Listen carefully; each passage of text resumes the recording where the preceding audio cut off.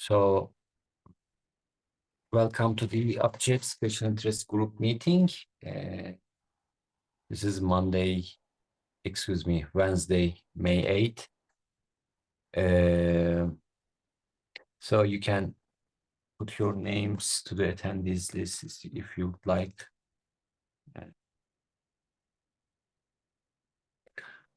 So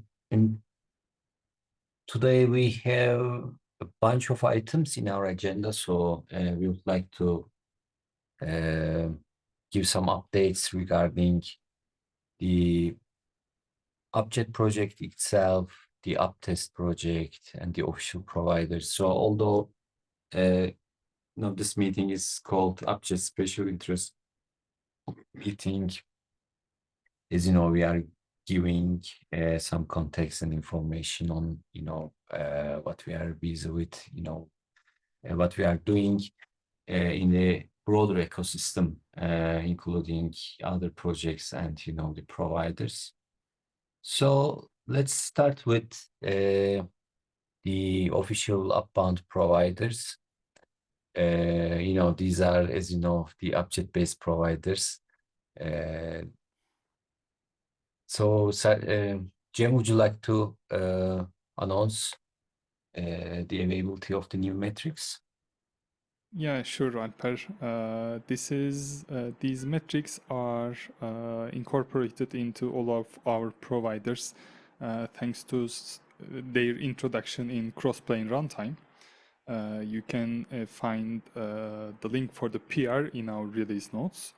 So with this metric, we now have MR level run managed resource level metrics. These are measured by the Crossplane runtime. So to give some examples, I'm going to check out the release notes now. For instance, we have first time to reconcile seconds, first time to readiness seconds. These can now be measured by our providers. Resource deletion time also can be found. And we also have resource drift seconds, measuring the time it takes for a resource to drift. Other than those, we also have some state metrics. These show how many of the resources exist, how many of them are in ready state, and how many of them are in synced state. So all of these metrics are available with a label of GVK. That's great. Maybe it's worth mentioning, we had been publishing some metrics already from Upjet, and those specific metrics were implemented only for Upjet and Upjet-based providers. But these metrics have been incorporated into the managed reconciler in Crossplane runtime, right? Yes, that's right. So that means any provider using managed Crossplane runtime will be able to access these metrics even if they are not Upjet based. Yeah. So I think what comes to my mind is maybe we can leave a note here to a reference PR or something like that, so that other provider maintainers who would like to consume the Crossplane runtime changes and publish these metrics in their providers, have something to look at. What do you think about it? Yeah, good idea. I'll leave the corresponding PRs so that people can use it as a template in order to implement it in their own providers.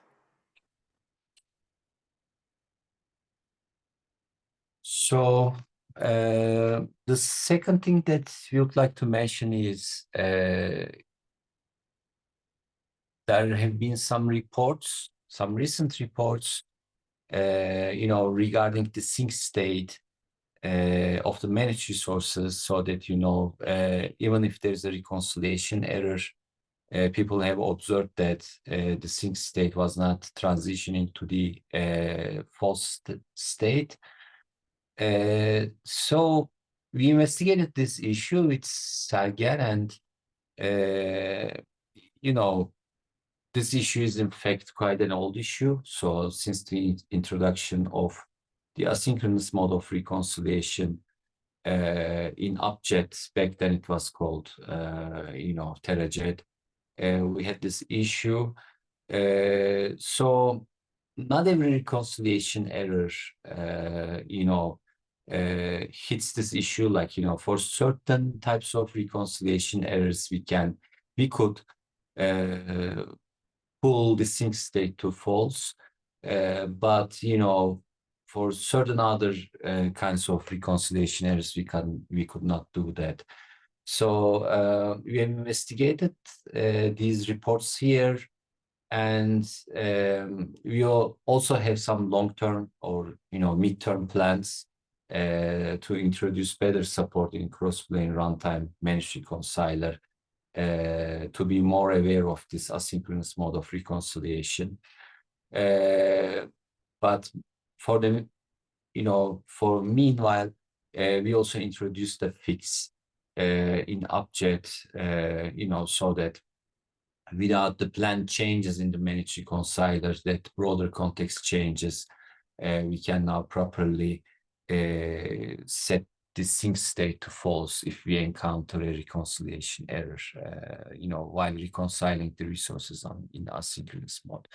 So the fix was in Upjet, and they have been rolled out in the official providers. Fatih, correct me if I'm wrong, but we have rolled out the fix in the releases, that are mentioned above for MR metrics, right? Yeah, correct. Yeah, so maybe I can put a note here. Fixes.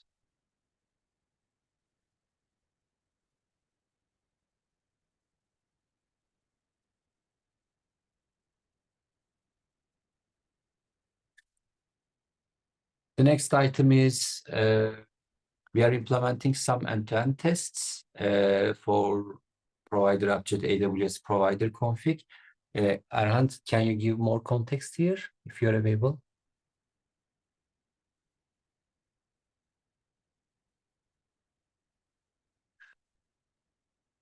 Erhan, can you hear me? Maybe I can give some more context. So the idea is we would like to implement some end-to-end tests where we deploy the AWS Crossplane provider and create various provider configs using different configurations and make sure that they are working as expected. So, for example, we'd like to test IAM roles for service accounts, the IRSA configuration, the web identity configuration. The long-term secret-based configuration is already being tested in our up test runs. But especially IRSA and web identity configuration are difficult to test, and we have been doing validations when we introduce changes to the provider config manually. So we would like to have fully automated end-to-end tests that are repeatable, easily repeatable, as part of this work. So we have not yet fully decided when we will run these tests. So are we going to run them before the provider releases, or are we going to run them by manually triggering, in a similar fashion we do for up test runs and things like that. But we are first establishing the base on top of which we can decide when to run these tests. So Aaron is currently working on this, and we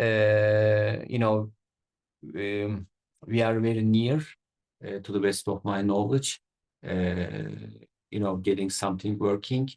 We had some technical discussions, like how to test web identity, and because in order to test the web identity configuration, we need an OpenID Connect provider, and tokens issued by it. So there were some technical discussions that I will not go into detail right now. But hopefully we will be able to introduce these also automated tests soon. And we would like to extend similar tests to the other providers that we maintain. So I think, this is really important to increase our test coverage in provider configuration. So the next item is maybe Jem, you can continue from here Yeah, regarding sure. the next set of metrics that we would like to introduce.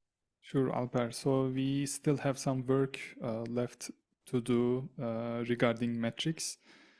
First of all, we had introduced previously external API call counters for provider AWS, but we haven't implemented those call counters for other object-based providers yet.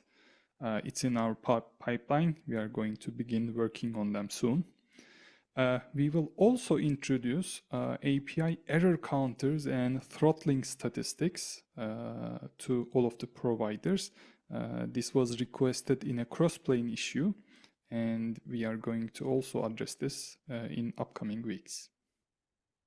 Yeah, I think that's great news, especially when the cloud service provider like AWS throttles our requests.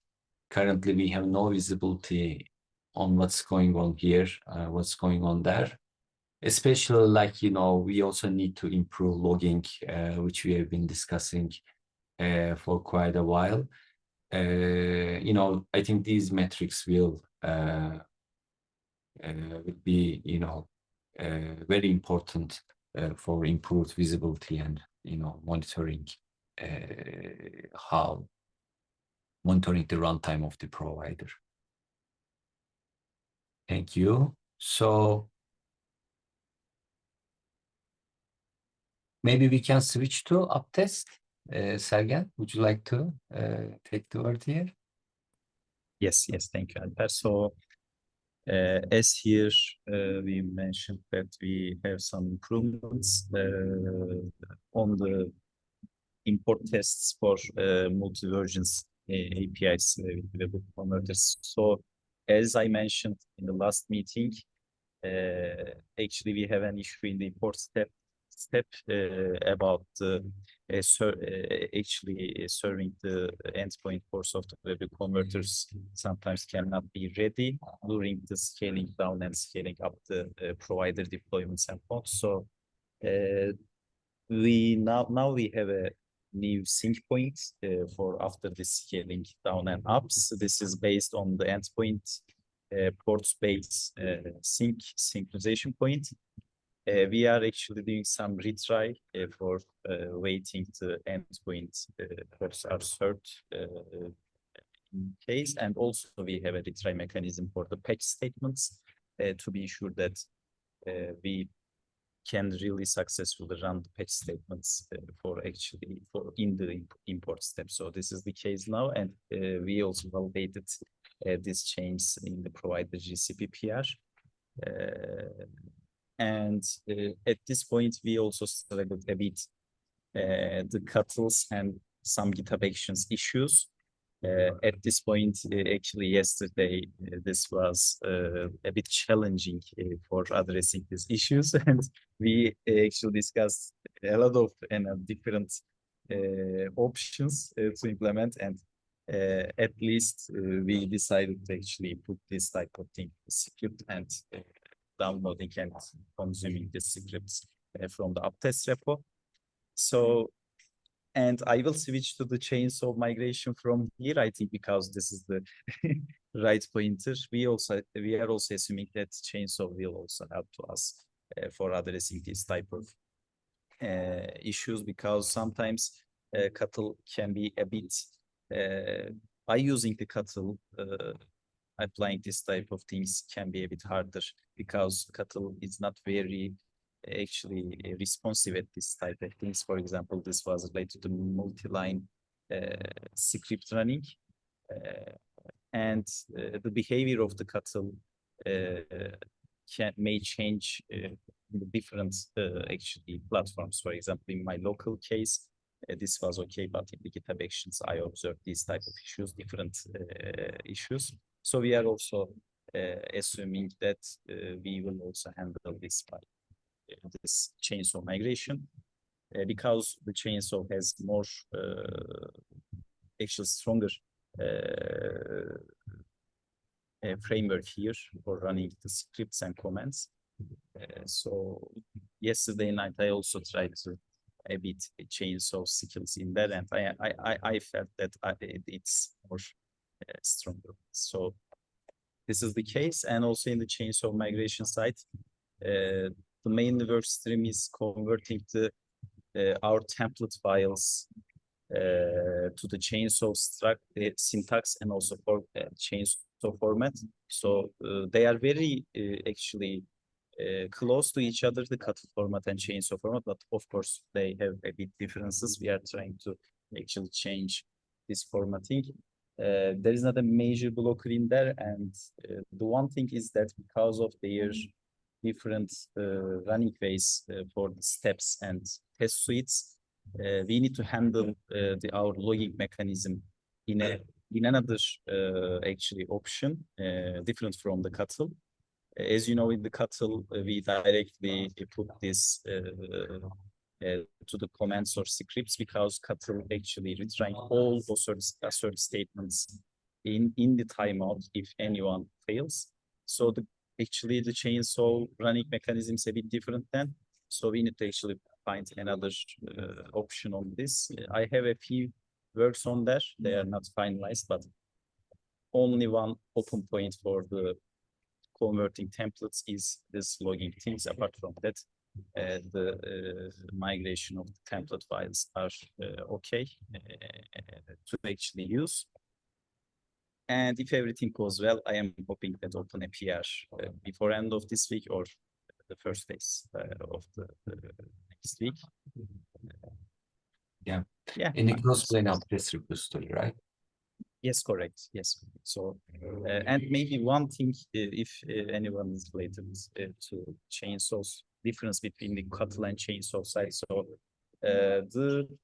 actually in the cattle side, we had 4 different steps for, as you know, for our tests: apply, update, import, and delete. So, the chainsaw, in the chainsaw side, we are actually putting them in a suites, different suites, and this will also provide to us actually managing their outputs and also logging their outputs in a better way.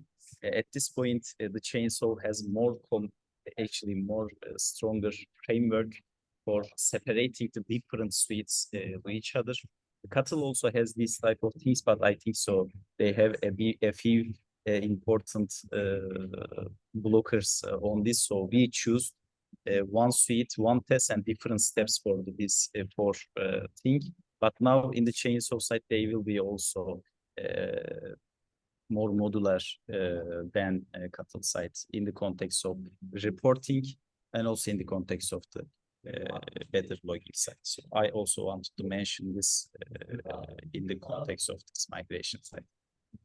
Yeah, I think this is great news, and maybe we can also put a link here to the relevant issue. I think we have already done so in the previous weeks, but it would be easier for folks to monitor what's going on, follow what's going on, and contribute to the discussions.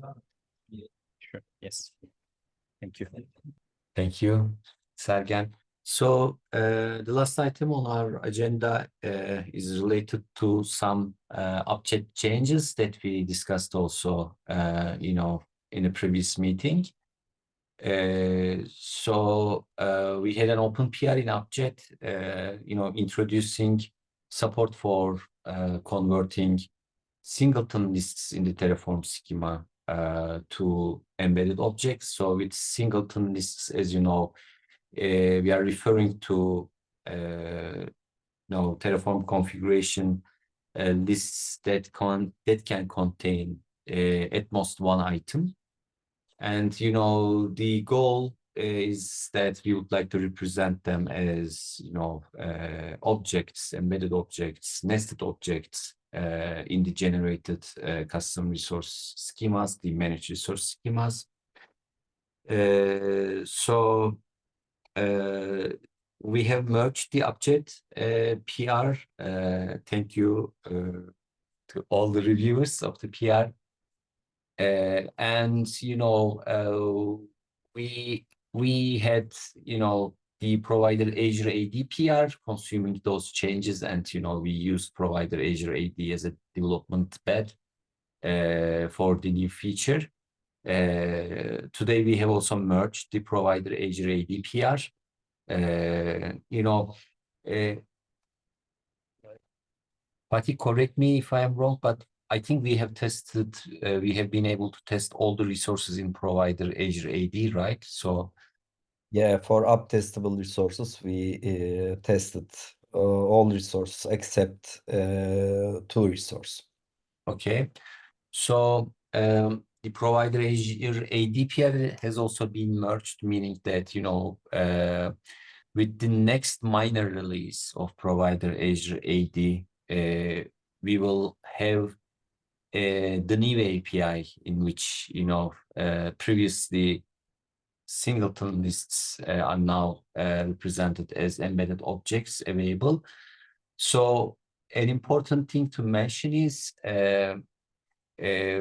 we have implemented these changes in a backwards compatible manner, meaning that clients of the old API, you know, the V1 Beta 1 API should still work uninterrupted as expected. However, newer clients would like to use, you know, embedded objects instead of singleton lists can opt to use the V1 Beta 2 API. And we should be able to seamlessly handle both APIs without any breaking behavior or API changes. So there is also, you know, a PR in provider GCP. And, you know, if you look at the notes from the previous meeting, we have also published some test images for the whole family, so that folks can give it a try and, you know, provide us feedback. So currently we are testing, you know, those changes in provider GCP. And, you know, if everything goes well, we should be able to merge and, you know, publish the new API with the upcoming provider GCP release, the next release. As I mentioned, we would like to ship these in a minor version bump, so that, you know, as you know, we are also taking care of backwards compatibility through web conversion hooks. We recently opened the PR in provider Azure. Currently, it's a draft, and you know, we need some more work there. And the plan is to continue after provider Azure with provider AWS. Yeah, so there are some other things that are involved in this, like, you know, we need to be able to convert the manually ordered manifests, you know, to reflect the changes there. So Sergen is currently working on a tool, which is, I think, ready right now, right, Sergen? Yes, this is also. Yeah, so our plan is, you know, to open a PR in provider GCP that shows how this tool can be run. So basically, Sergen has a PR in Upjet that introduces this conversion for the manually authored manifests. We need to rebase that PR. I don't know if we had a chance to rebase it yet. But after merging that PR, you know, we will have a library for other provider authors to make use of. So what I'm trying to say is, if other provider authors, maintainers would like to switch their APIs, you know, they can make use of the reference PR that Sergen is going to open probably in provider GCP to consume the changes from Upjet and, you know, implement a conversion, you know, utility in their providers that they will probably run just once to convert all the available manifests, and then, you know, they can continue providing the example manifests with the new API. So that's our current plan. Yeah, so we are continuing with provider GCP, you know, Azure and AWS, and, you know, the most mature one is currently provider GCP. And after we finish validating some more resources in provider GCP, we should be able to, you know, merge it. So there is one technical discussion that we can make here. So we made this technical discussion already with Sergen, by the way. But other folks could also be interested, and, you know, I think it's worth sharing here. So currently what we have done is, so the Upjet changes allow you to configure the storage version and the hub version independently. So when we introduce support for generating multi-version CRDs and, you know, multiple versions of the MR API, we did not allow this flexibility. But with this work, we wanted to allow folks to be able to configure, you know, the storage version and the hub version independently. So since we are aiming at, you know, releasing these changes with a minor version bump, we would like to keep the storage version at V1 Beta 1, so that, you know, downgrades are smoother, you know, and, you know, this also fits the story of, you know, releasing these changes with a minor version bump, so that, you know, if you're not happy with the new version of the provider, it should be as easy as possible to downgrade, since we are releasing these changes with a minor version release. So currently what we have implemented is, like, you know, the storage version is V1 Beta 1, but, you know, the hub version is V1 Beta 2. You know, this is to mostly, you know, to test what we have implemented as much as possible. We are also considering to, you know, change the hub version to V1 Beta 1, you know, to be more on the safe side, and also it has some performance, you know, gains and things like that, because, you know, the controllers would be working at the storage version, you know, watching at the storage version. The only time the conversion hooks would be needed if a new client comes and, you know, tries to use V1 Beta 2 version, then the conversion hook would be needed. So this is one of the remaining things that we would like to issue here. But even without, you know, that improvement, let's say, you know, we are ready to ship this feature. And as I mentioned, we have already merged the provider Azure AD PR. But like, you know, for interested parties, there are some interesting aspects of this thing. You know, the API conversion, how the API server handles these things. You know, you need to think about the clients, and, like, you know, the controller itself is a client of this API, because it installs the HCD watches, you know, to watch the resources and things like that. So there are some interesting technical aspects going on here. And what Sergen discussed regarding the up test, import test is also related to this one. We have been also talking about some feature improvements, you know, after we upgrade probably to the chainsaw stack, and, you know, we will have a better, you know, infrastructure to implement those tests once, you know, we do the transition to chainsaw. So anything else that we would like to discuss, or any questions, clarifications needed?